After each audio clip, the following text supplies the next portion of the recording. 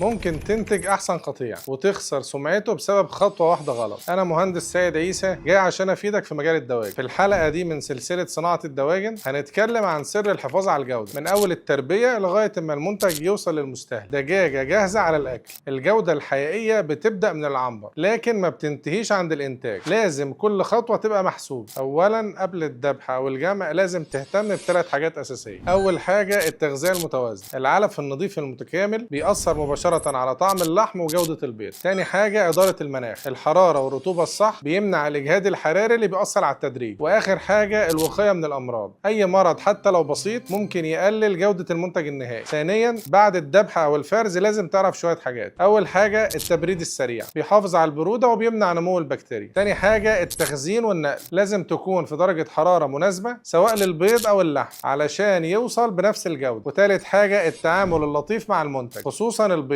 علشان تحافظ على الشكل والنظافة. ونصيحتي ليك لازم تركب أجهزة بتسهل الإدارة من أول التربية لغاية جمع الإنتاج علشان الجودة تبقى ثابتة ومضمونة طول الوقت. في رأيك إيه أكتر خطوة ممكن تفرق في جودة المنتج عندك؟ شاركنا خبرتك يمكن تكون سبب في رفع مستوى الجودة في مزارع تانية.